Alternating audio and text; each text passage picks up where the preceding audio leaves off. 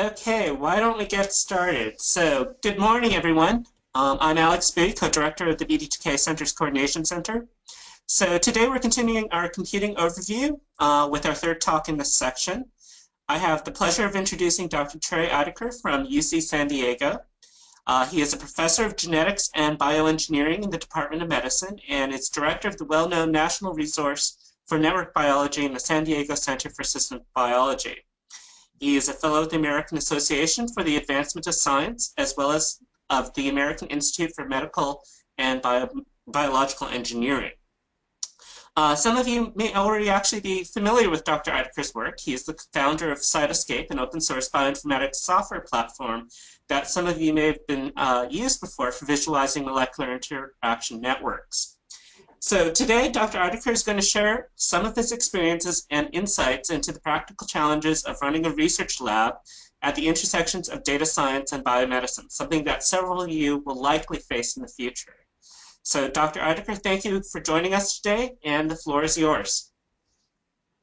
Okay, very good. Thanks very much for that introduction. What I'm going to talk about today is really 4 points that I consider to be key considerations when you build a data sciences laboratory. I'll talk a bit about my own work through vignettes to illustrate these 4 points. These, of course, aren't the only 4 points that one might want to consider as one builds out their own data sciences laboratory or improves an existing data sciences laboratory, but there's certainly 4 of the more important points in my experience. The first thing I'll talk about is lab mission, and this is first because it underlies and underscores everything that you do in the lab. Why do you get up in the morning? Is it technology, biology, medicine, or something else? And clearly articulating the vision as specifically as possible, but with as much vision as possible. I'll spend most of my time in the next hour or slightly less talking about getting data. It turns out the more you think about places and sources of data, whether they be external or internal to the lab, through collaborations or one-on-ones, it's a very key issue in the life of a data scientist. So most of my talk actually ends up really focusing on sources of data. Near the end, I'd like to touch on computing infrastructure. So of course, one needs to think as a data scientist about what is the hardware that one needs to have in one's environment. And then finally, I will say a few words about tool development process. Process ends up being more important than one might first realize in terms of one's research flowing into development and ultimately tool dissemination. So that'll come at the very end of the talk. So without further ado, let me take the first issue on lab mission. And the way I think about this is really why one as a data scientist would want to go to work in the morning and what keeps you getting up in the morning and going to work every day. Of course, all of us have our reasons, but there really are 3 important reasons that I can think of in terms of driving your research. One is biological discovery. So is the most important thing in your life questions or statements such as, I want to reveal how biology or life is structured, functions, and evolved. Now, as a data scientist, let me make it clear that you are going to be using the toolbox, among other tools, of data science. A chemist could ask this question, a geneticist could ask this question, and they would be using a different toolbox. And of course, one's free to use multiple tools from those different boxes. But the point is, it's very possible to be a data scientist, yet your first allegiance is to biological discovery, which might mean you largely use state-of-the-art tools that already exist to answer those questions. The next question would be medicine. So independent of how life actually works, I want to help people get better. I want to cure cancer would be if I had to state my lab's goal from the medical point of view.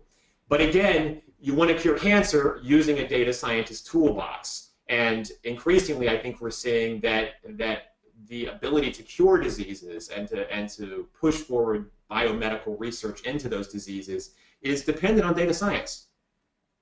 And finally, listed here is probably what's the most common answer to this question among data science individuals or labs, which is what gets you up in the morning is the urge to develop new technology or methodology. So you have, and this is commonly and unfortunately in a derogatory way sort of referred to as a hammer in search of a nail. But of course, hammers can easily find the correct nail lots of the time. But the point is you've built the hammer. You have a data science analysis, you have an algorithm, a software or hardware device, etc., that you believe is going to revolutionize largely the previous two disciplines, either biological discovery and or medicine. So now, like I'll do throughout this talk, I'll try to make some general points and then spend a few slides illustrating how I've answered those questions in my own life and lab. So I am driven to get up in the morning because I have the, as you'll see, not an unambitious goal. I'd like to build a complete model of cell structure and function and to fully automate that process, much like one can now build a full model of a genome through automated or at least semi-automated genome sequencing pipelines. And so just to give you a couple of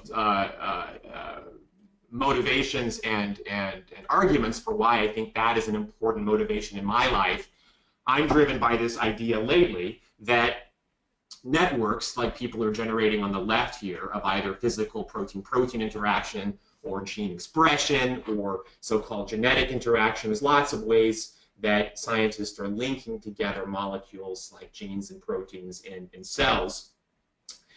The problem is with this common view is that cells don't look like that. Cells look much more like the picture we see on the right, and it turns out that both the picture on the right and the left are the same object or representations of the same object in cells. This is a proteasome. The proteasome, as you may know, is the vacuum cleaner of the cell, and we're looking at the proteasome on its side. So here's the core in the middle that eats the proteins, and here is the regulatory particle on either side, and you can see, of course, there's several folds of symmetry there. It's very hard to see that structure on the left, although if one starts to peer at it, one sees a higher density of interactions among the core proteins, which here are the same colors in red and yellow, and one sees a higher density of protein and other interactions on the right side among the regulatory subunits.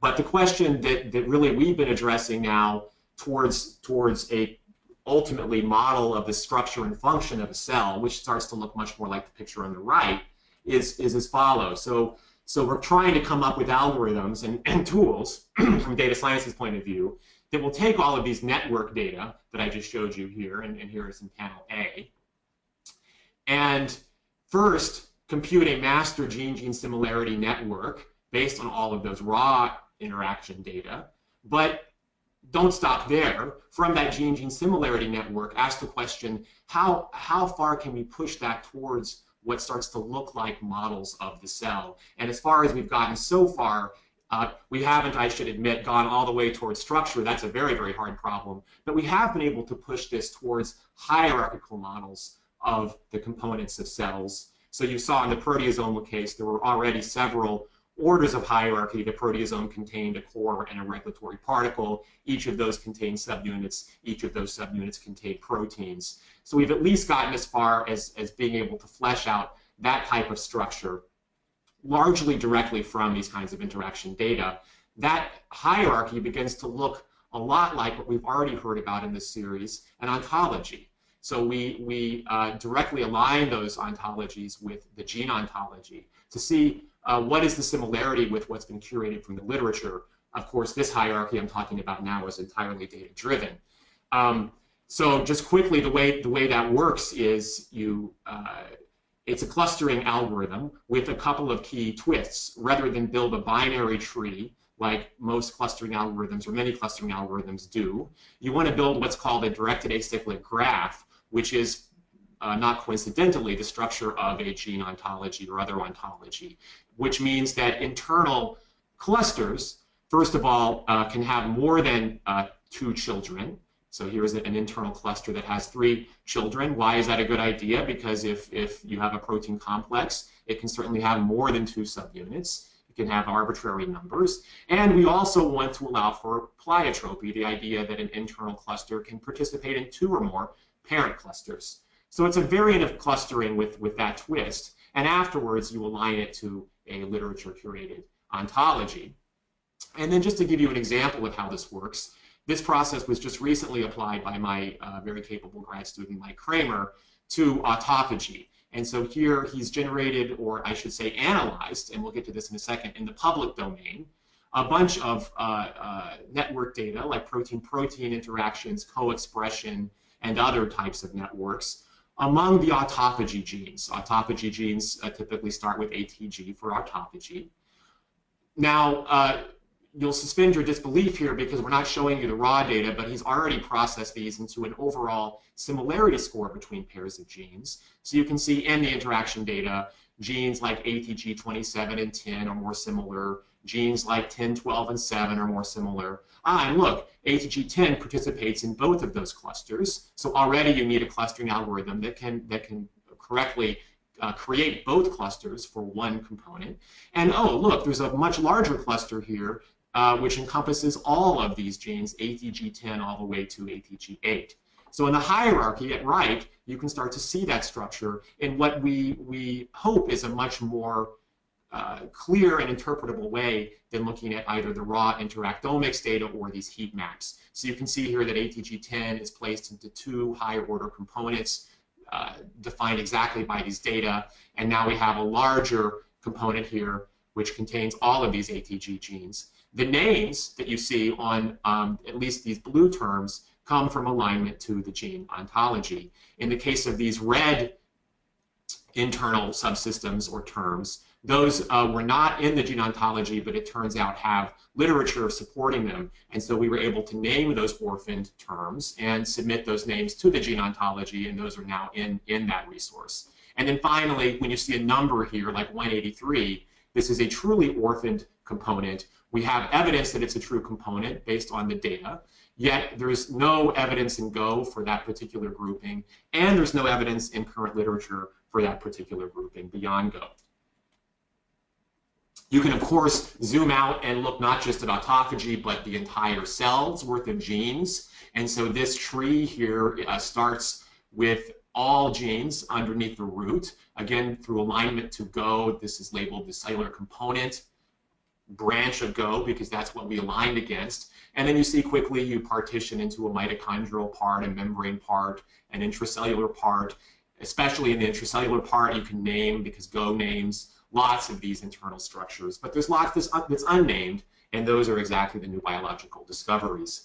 So to get back to the example of the proteasome, here is, so on right here is the old picture that you would view in a network browser.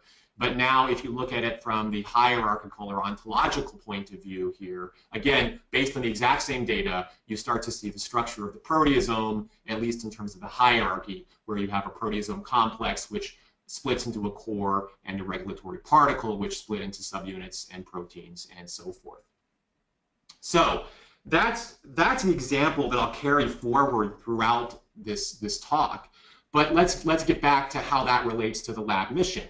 So that definitely is a new technology rather than a biological discovery or a medical discovery. However, of course, once you are driven by one of these goals, which I'm clearly driven by the third one here, then you have ample opportunities, if you play your cards correctly, to imagine at least how those would then bear on biological discovery in medicine, and we'll see examples of that in a little bit. But first, let me now talk about the second and what ends up being the majority of this talk, which is the very exciting and sometimes thorny issue of where you get data as a data scientist.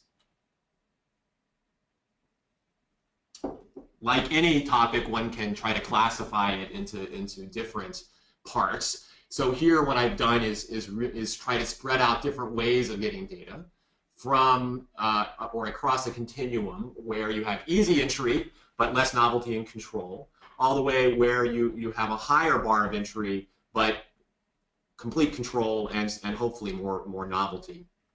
Although this, of course, is a broad generalization, and there's lots of novelty certainly to be found all throughout the spectrum.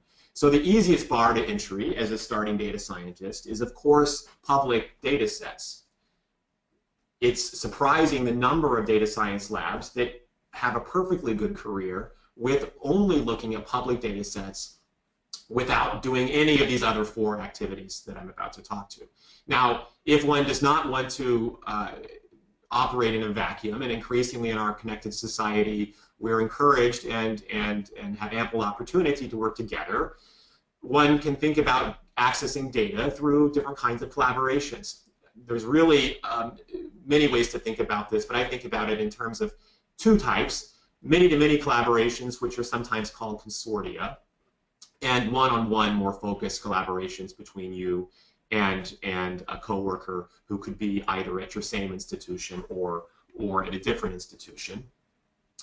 And then finally, pushing down this pipeline, or this continuum, the last category would be to bring those experiments into your own lab.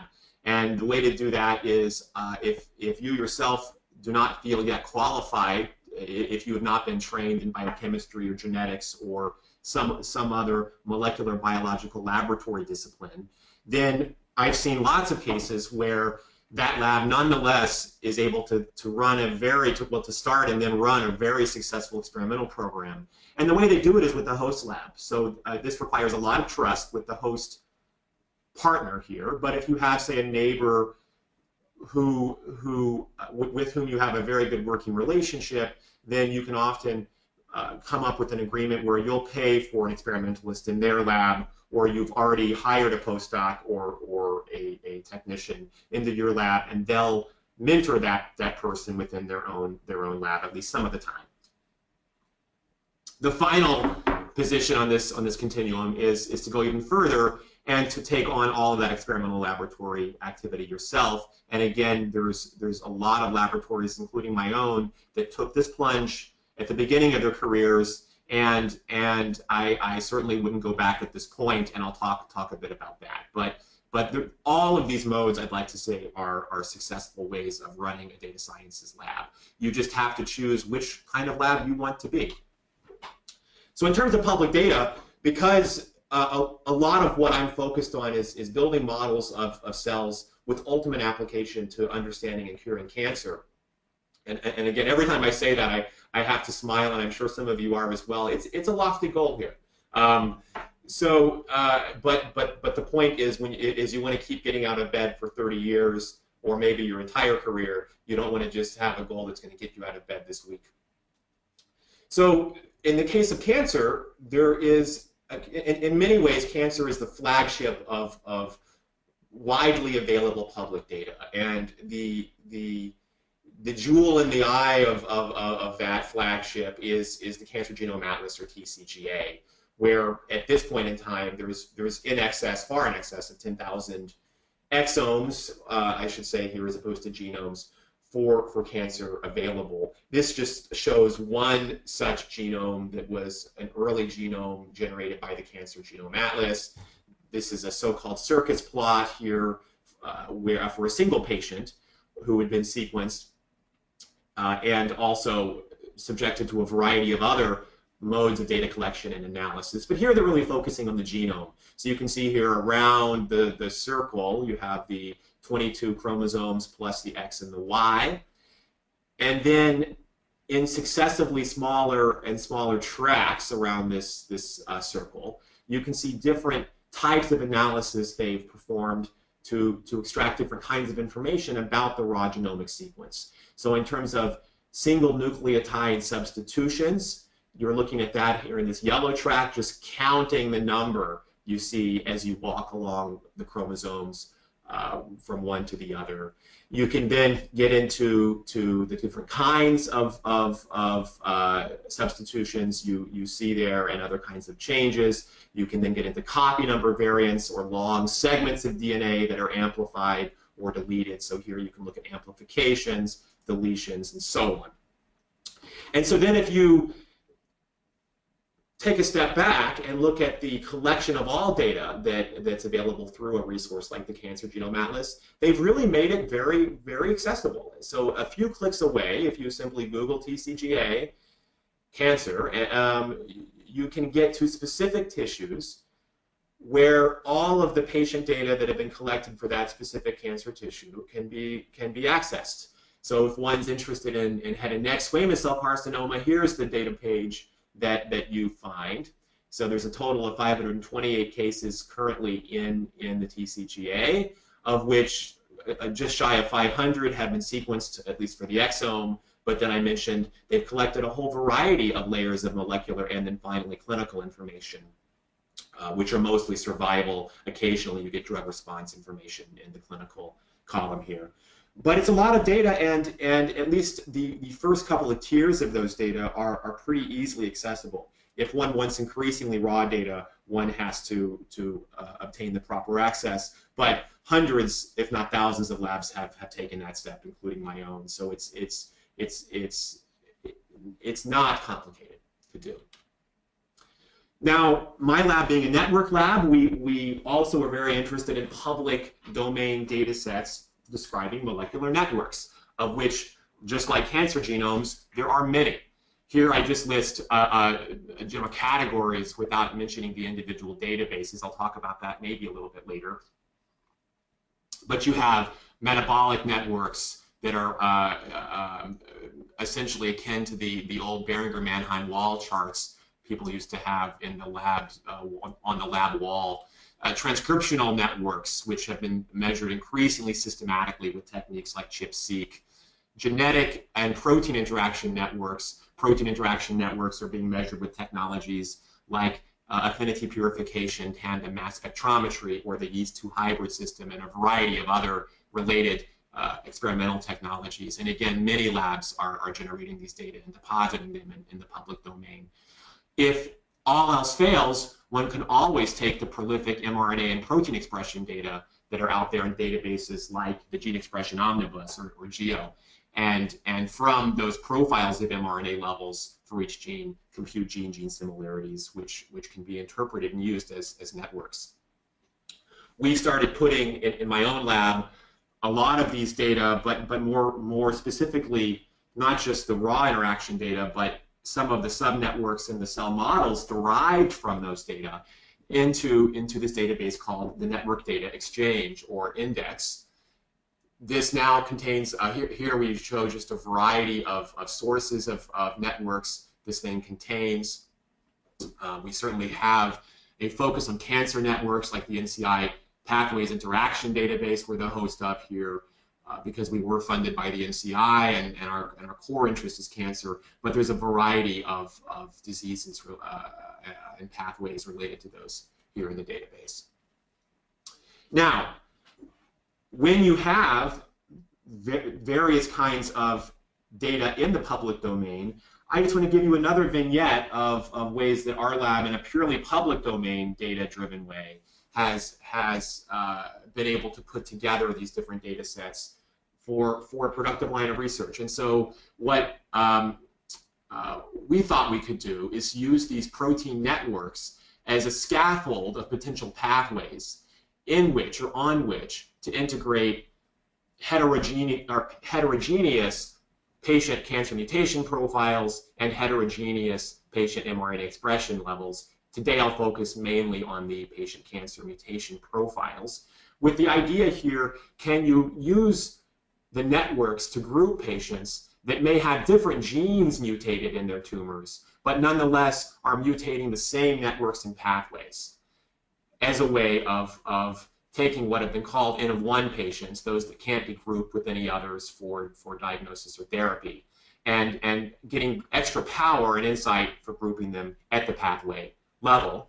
The algorithm we used here to do this integration is an algorithm that's been very powerful in network science as a whole. It's called network propagation. It also goes by the name of network smoothing, or sometimes diffusion. Sometimes random walk models are invoked. All of these names are essentially synonymous for the same underlying method. And I won't go into the mathematics here, but simply take you through a high-level intuition of how this approach works. I should say these, I'm citing two papers here. One is by Roded Sharon's lab from Tel Aviv, Vanunu et al. In PLoS Comp Bio, and the other is from Ben Raphael's lab, who used this technique to develop a very successful approach called HotNet. And then I'll talk about in the next slides some of our activities. But the idea here of network propagation is that if you have a patient mutation data set, I'm calling that patient genotype 1 in yellow or patient genotype 2 in blue, the data set will indicate some mutations in genes for that patient. So here are the yellow mutations in the yellow patient and the blue mutations in the blue patient. These data are extremely heterogeneous, motivating the need for this approach, but occasionally you do find patients will mutate the same commonly mutated cancer gene. Maybe this green gene here that's mutated in both patients is a very common player in cancer like P53.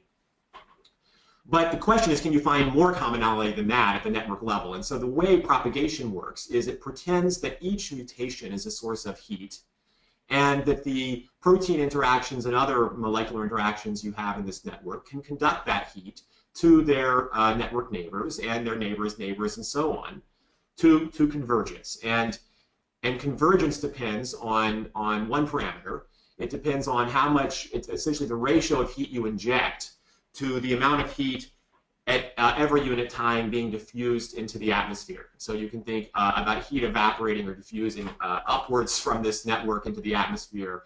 And so at steady state, you get some spreading from the heat sources, with those being the hottest and their neighbors being the hottest, and then the temperature falling off around that, depending on the setting of this parameter.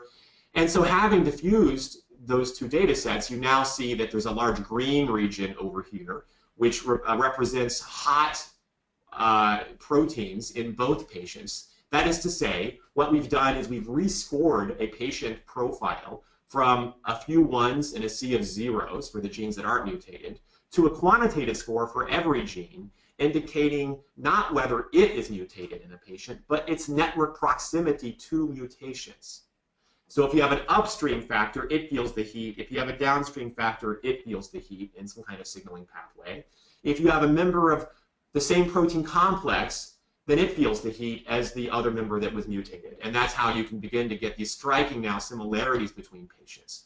Again, Ben Raphael, using the HotNet algorithm, has been very successful at finding cancer pathways using this approach. And in our hands, we pivoted the question and tried to stratify patients using this approach. And so here is a network that stratifies and identifies a particularly aggressive subtype of ovarian cancer. The idea here is that while hardly any two patients in this subtype mutate the same gene, all of the patients in this subtype mutate a gene somewhere on this slide, in this subnetwork, and that's how the network knowledge helps. Here I'm showing you evidence that these subtypes are significant, at least clinically, or with respect to survival. This blue subtype is that aggressive network I just showed you. So if you're mutated in that, then you are in the blue subtype with poor survival. That poor survival replicates in future cohorts that have come out after our initial study. This is a second large public repository of cancer data, by the way, the International Cancer Genomics Consortium. This is an Australian cohort of women with ovarian cancer, and here we're essentially not reformulating this diagnostic. We're just using it to show that if you mutate that same network, you also get poor survival outcomes. Okay, so that's one vignette from my group where it's really, you've now seen two vignettes, I should say, where really we're focused entirely on public data sets. You could argue TCGA was actually the result of a large collaboration. Although what's interesting is my group is not, or at least was not at the beginning, part of TCGA. We became involved near the end, only after the success with this method on the public data they made available. If you're interested in joining a consortium from the get-go, with respect to cancer even, there are, here I've made a short list of 4 different consortia that either are just completing or just getting started. So the Cancer Genome Atlas itself has officially ended, but that has already given rise to what's been called the pan-cancer analysis of whole genomes, and that's well underway, transitioning from exome analysis to pan-cancer or full genome analysis of some of the same cancer tumors. There's other satellite projects such as the Pre-Cancer Genome Atlas, the Cancer Immunity Atlas. I'll talk in just a slide about the Cancer Cell Map initiative that I've been involved in formation of. There's the Cancer Cell Atlas, which seeks to define all cell types at the single cell RNA sequencing level in cancer. This project is just getting underway, and it's also a consortium, and so on and so forth. Cell Explorer, for instance, involves imaging and advanced image recognition capability in building databases of tumor cell images. So again, this is just cancer. There's a short list in any disease focus area now of large consortia to become involved in if you so choose. And depending on the stage of your career, I think it's either advisable or inadvisable. I think the clear pro of a consortium like one of these is that there's enormous energy in the critical mass of folks, and also funding that can be had in the critical mass of folks that come together around a common cause. The con is that one can become lost in all of that. And so, you know, if I had any advice to someone starting their data sciences laboratory, it would be certainly be involved and don't make it the only thing that you do. I think in this day and age, it's still worth having your independent research laboratory activity and pursuing these consortiums or these consortia as a secondary activity. But the pros are really quite strong, I must admit. And so here's just the one we've recently formed around networks with the goal to having now sequenced many different cancer genomes, can we now understand the higher order protein network structures that help us explain some of those mutations, and marshaling people together to try to systematically define those protein-protein and genetic interaction and transcriptional interaction networks. So now let me talk about one-on-one collaborations. One of the nice things about having started with public data and shown proof of concept of a particular approach with a tool that might have come out of your lab is now people might get interested. And of course, they can get interested by reading your papers. They can also get interested by you reaching out to them, depending on whether they're at your same institution or they're at a different institution. That's either easier or harder, but certainly conferences are a great place to form those connections even across institutions. This is a collaboration that I became involved with after that network stratification paper we published in 2013. One of my colleagues here at UC San Diego is Joe Gleason. He was not studying cancer. He studies rare childhood diseases, and in this particular case, he was studying a disease called hereditary spastic paraplegia, or HSP. Joe tells me that HSP is what they call a complex Mendelian disorder, which means that in any one family or child, it's one gene typically that causes that disease. But from pedigree to pedigree of unrelated families, then it's typically found that it's different genes, and that's the complexity. So here we were able to work together using essentially not the exact same, but what's essentially a very similar approach to the one I just described with network propagation here, to find a number of disease genes for this HSP disease based on their proximity through networks to known disease genes. And so what you're seeing here are the seed or known proteins from before the study, and red are the candidate genes where we had power for some of these genes to find them only because of the network proximity that you see here. If you just looked at the marginal association of mutations or variants in these genes with the phenotype, without network knowledge, knitting genes together, you would not be powered to find those genes. So that's an example of playing between collaboration and one's own work with public data set activity. But now let me talk about the last two categories here, which are transitioning to get these kinds of experiments going in your own lab. And for this point, I want to invoke my hero, Sir R.A. Fisher, who has two very relevant quotes. I don't actually know if R.A. Fisher had experiments going in his lab. I think he did a lot of collaboration, but he had a very famous quote and then a not so well-known quote that's relevant. The first point is that if you hold your experiments close, you control the experimental design and validation. And so the famous quote is to consult a statistician after an experiment is finished is often merely to ask him to conduct a post-mortem examination. He can perhaps say what the experiment died of. And so therein lies the problem that I think data scientists experience all the time.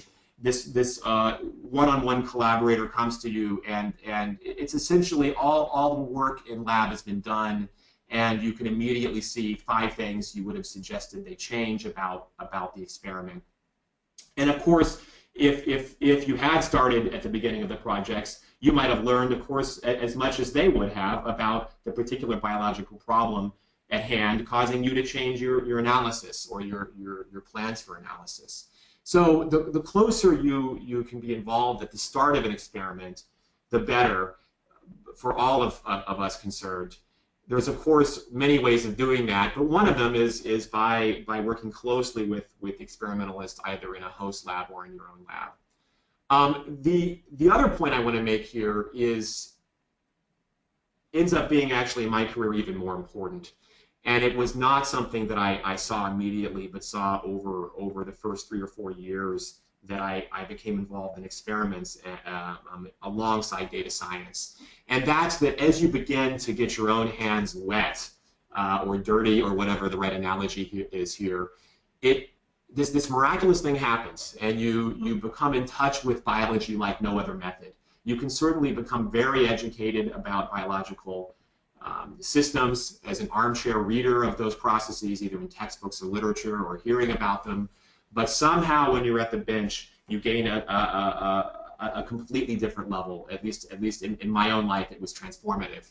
And the real power that you then have is the ability to see these key biological computational coupled problems that it's harder to see if you're on just one side of that fence or the other. And it turns out Fisher has an excellent quote on this as well.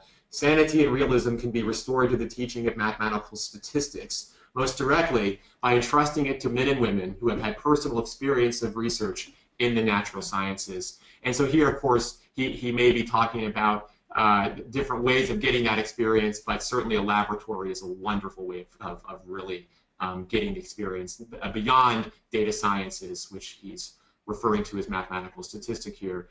Really get involved in the biological discipline itself. Considering this quote is circa 1930, it's even more impressive.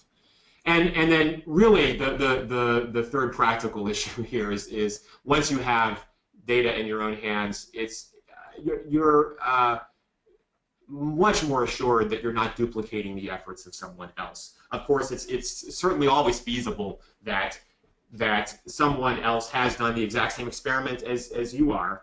Certainly, molecular biologists, geneticists, and biochemists also get scooped, but it's a higher bar to be scooped, certainly. And so if you look at my lab, we have the pictures you might expect, like this is Eric and Kay in my group who are Cytoscape team developers, looking at a network in Cytoscape. But then you have, moving from the office to the lab, here we're generating, this is Brian in lab generating network data, and Anna analyzing some of the network data, for instance. And so that's been quite a fun and frustrating and productive exercise. And to show how it has been used in our research plan or program here, let me go back to this example of constructing hierarchical models. So I already introduced this idea that we are trying to integrate network data of various kinds together to build ultimately these hierarchies or data-driven gene ontologies of a particular biological process and ultimately the whole cell as a type of whole cell model. Now, once one has some control over one's experiments, one can now shift from a mode in which one is analyzing purely public interactomics data, that's A, B, and C, to now asking, what new data set could I generate that would most improve this hierarchical model? That is to say, the fidelity with which this hierarchical model represents real biology, actual biological systems. And to look at that, we of course don't know biological truth, but we do have the very good gene ontology resource that's been curated from the literature over a long period of time. So if we use Go as at least a bronze standard here, if not a pure gold standard, it's not perfect, but if we treat Go as some sort of bronze standard, and we ask how well we recapitulate Go in our data-driven hierarchical model, that's what's been shown here on the y-axis, just as a fraction of our maximal ability. What I should add here is out of the box, this approach gets about 60% recovery of cellular component terms and their interrelationships that are in the gene ontology, at least for the budding yeast Saccharomyces cerevisiae. For humans, it's a little bit lower than that. So you should be thinking perfect for us, or the best performance we can do is about 60% recovery of Go, and that's normalized here to 1. And now what I'm going to do is remove studies one by one from the public domain and of various kinds, genetic interactions, protein-protein interactions, and co-expression interactions. And after I remove a particular PubMed ID, and that's what literally these are, is PubMed IDs, I'm going to reevaluate my ability, having removed that study, at recovering Go in my hierarchy. And so what you can see here for at least these 3 kinds of data is that if I remove genetic interactions or protein-protein interactions, then I do start to hurt my ability to recapitulate Go. Whereas interestingly, if I remove co-expression studies all the way up into all 50 budding yeast co-expression studies that were in the database we accessed, given that you still have all of the other data around in the model, you don't hurt your performance. And so this allowed us to choose, in this case, genetic interactions as the strongest negative slope here. That is to say, the interactions which, at least at the present time, appear to be the most important for driving this model. And so now, because we had a research lab that over a few years I've geared towards interaction mapping, and I should say our lab is certainly not the throughput of the highest throughput interaction mapping labs out there. There are many labs that surpass our capacity of our jack of all trades lab, if you like. But nonetheless, we have some ability to generate interaction maps. And so here we took 50, this is back to the autophagy model, we took 50 autophagy genes and paired them with about 3,000 yeast genes to look for genetic interactions in a matrix-like format. So all pairs of 50 by 3,000 are tested, and we test for interaction across 3 conditions. And then you can also look differentially at interaction changes between those 3 autophagy relevant conditions. And what you find is, here's another way again of looking at the similarity with Go. I apologize, we've changed here the metric, but nonetheless, here's how well you do at recovering Go with all prior data in the public domain. If you look at just this screen alone, given you've targeted one particular process in your lab with the right gene sets and the right conditions, it turns out that even not considering prior data, you can do better than all of those public domain data. And again, it's just because you've tailored the data in terms of conditions and genes. But of course, if you add both the new data and the prior data together, your recovery of the Go hierarchy gets even better. And over here are some controls showing that if you randomize things, then you erode your performance as expected. So that's just the latest vignette, really, of how we've put together a public data set analysis leading to a collaboration with an autophagy lab, which then let us generate our own network data and come full circle on that systems biology cycle I showed. Now, I don't want to build this for everyone here, and I should say there's many frustrations with getting involved in these kinds of experiments yourself as a data scientist. It is a massive investment of your time that could otherwise be going to data science research directly. Compounding this fact is that debugging lab work is much slower than debugging other kinds of computation. And I think several of us have appreciated that over the years. You can press enter and test whether your program works in a split second, typically. But pressing enter in lab can take days before you get a result. So 2, it costs more. You have to not only maintain your space and personnel for the data sciences part of your lab, or the data analysis side of your lab, you have to come up with those resources, of course, for the experimental side of the lab, and that is a challenge.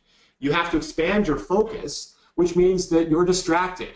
You have more to worry about, and that may make you a less successful scientist at any particular task. This is what people call the jack of all trades. And so another way of saying this, or another implication of this, is that specialized biologist collaborators will not always be better than you, but have a distinct advantage over you. You will never be as high as they are in knowledge of a particular biological process or the particular toolbox of experiments that one uses to interrogate that process.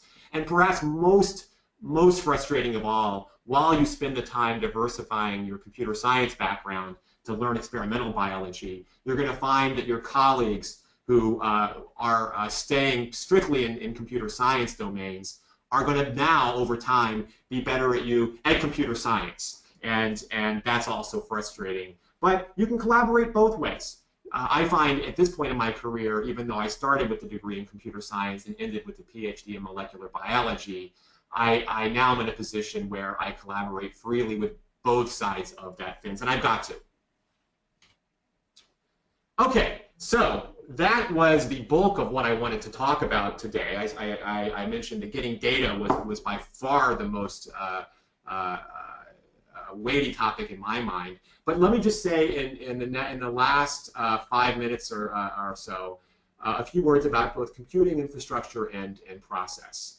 So I think about, of course, all of data science activities require computing infrastructure.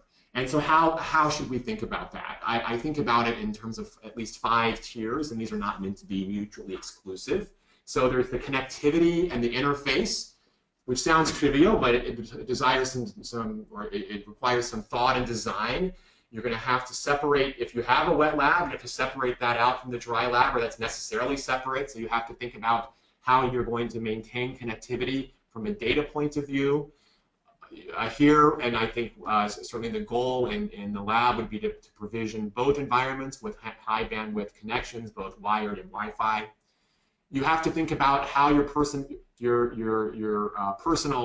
or personnel, I should say here, are going to be equipped with their personal machines. So again, sounds trivial, but it requires someone to think about these kinds of things, which, as your lab grows, can be a surprisingly large amount of someone's time. Now, beyond someone's local desktop, you have 2 major resources in the data sciences laboratory to think about. You have the raw CPU power or compute engines that you'd like to be able to access, and you're going to find are a necessary part of working with big data. And of course, storage of those data is a necessary part of working with big data. Here we use both private servers and the cloud. The other point to make about the compute engines is we're seeing a trend just in the past year or 2 towards these GPUs or graphics processing units as ready-made cards by video game, made originally for video games and high-performance graphics for those kinds of applications by companies like NVIDIA. They're essentially highly processed or highly parallel CPUs that one can avail oneself of if one has the right libraries. And it turns out that now NVIDIA in particular supports the libraries for scientific computing on GPUs, and it's really been revolutionary to not just my lab, but to a lot of labs I know in the data sciences. So if you're just getting started, really look seriously at access to GPUs. From your own lab, they're relatively inexpensive. Now, storage-wise, we do have private storage and also cloud storage. And the private storage, there's a variety of reasons one wishes to have private storage, not least of which, as we begin to get data sets for patients, one has to worry about HIPAA requirements dealing with patient privacy, and it's easier to worry about those if one has a local storage unit. But of course, we're also seeing HIPAA compliance in the cloud. So whether you go local or cloud, really is starting to become more of a personal decision than one which is easy to advise one way or the other. I would say it's, you know, the other big consideration here is latency. One would like to have quick access to the data, which of course, if the connection is to a machine right next to you, that latency tends to be much less. But that's also changing. Here's what all this looks like, which I think it always helps to get some perspective. I'm not going to spend much time on this slide other than to say we here have a lot of the local machines I talked about, the compute and the storage, here at the San Diego Supercomputing Center, which is just a half campus away, so about a quarter mile away from my lab, with fast connectivity to both the experimental and computational lab. This is the schematic of that space.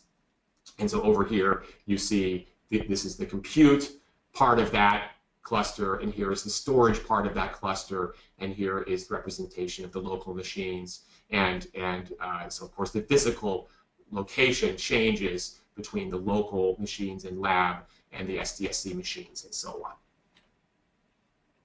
Okay, so the final thing I wanted to touch on is software development process.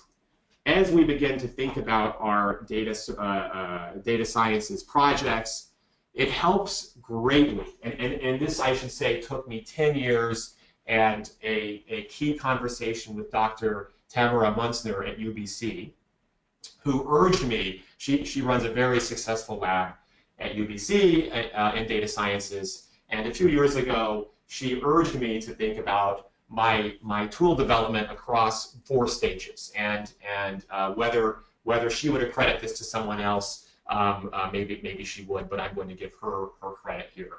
So first is to identify and motivate the problem or the driving biological question, along with the target community that most stands to benefit from answering that biological question or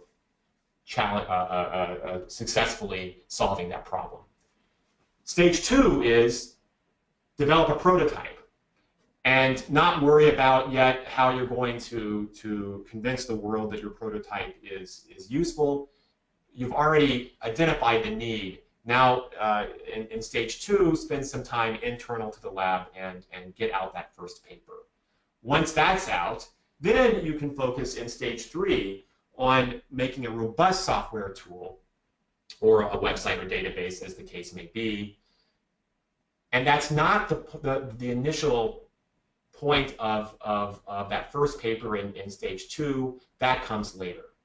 And finally, once you have a mature resource that begins to take a life of its own, perhaps even generates funding behind it, then you can worry about broad dissemination and steps you can take to broadly encourage the community and make your approach available and useful. So the first time we thought about this type of 4-stage process was in planning our national resource for network biology, where Dr. Munzner is an advisor. She convinced us to take all of our projects and to make this kind of chart. And so I'm not going to go, of course, into any detail here, but just to show you kind of the big organizational view of all of this. So in the rows of this chart, you have the different technology research and development projects, or TRDs, the different groups in this consortium that are signed up for those. But then importantly, across the columns here, you see those 4 stages. And so now all of our research, well, first of all, planning in stage 1, then research in stage 2 and 3, and development in stages 3 and 4, it all now gets thought about in terms of a 4-stage model. In terms of, for instance, our Cytoscape software, here's how I think about the 4 stages. So, and this is arguably for my lab the first software tool that came out of my lab in collaboration with several others, starting back in the year 2000. And so the first was to identify the driving problem in the target community, which here, at the time, it was clear that molecular biologists were generating ever larger molecular networks. We've already talked all about the fruits of that 15 years later. But at the time, there really were no tools to analyze networks that large. There were certainly tools for drawing graphs, but nothing of the magnitude that was needed or the analytical complexity that was needed. And so that was the motivation. We first, the code that ended up becoming Cytoscape first was used in a series of prototype studies, which were biological studies performed and published over a few papers between the years 2000 and 2003. And the actual publication and creation of Cytoscape itself, its initial release was in 2002, and its initial marker paper was in 2003. But again, it was a real evolution of the code, dating all the way back to even the late 90s through 2003 when we announced that tool to the world. Now, since then, of course, we continue to evolve the tool quite dramatically every 2 to 3 years, and so every 3 or so years you want to think about updating that effort with a publication. But now, as the last thing here, how did we get broad adoption of this Cytoscape resource? And that really is where I think luck played as much of a role as skill or planning, but there are definitely lessons to be learned. And the first big decision we made here was to allow the Cytoscape core, or to define and separate out a part of Cytoscape which was called the core, and a part which were called plugins at the time. Now they're called apps after the iPhone came along.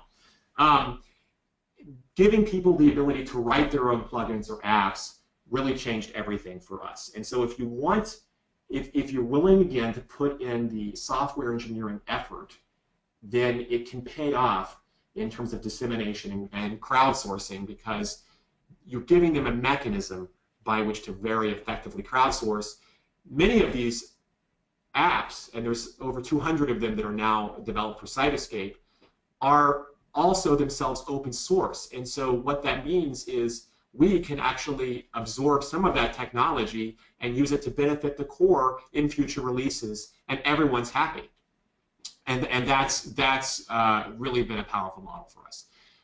Other things that we've done are maybe more usual. So we have an international meeting around the increasing core development community and plugin developer community for Cytoscape, as well as heavy biological users of Cytoscape were invited to this. Over the past several years, we've had a very successful joining with the DREAM and the Recurrent Systems Biology Conference. So we do Cytoscape in conjunction as a sort of three-for-all, and that's been a great development. Of course, one also wants to foster local community groups around your tool, and one can identify individuals who are willing to take lead roles in that. And finally, one has to fund these efforts as they progress and grow. And here, I think if there's any one piece of advice I have beyond the obvious, it's let go of ownership. Realize that you're going to be successful if your software is successful. And you want people to write grants that are essentially extending your software or taking ownership over your software even. And so becoming an open source project, facilitating a developer community, and just letting go the reins as much as possible. Of course, one of course wants to continue to contribute to the project. Has been a really key guideline for us.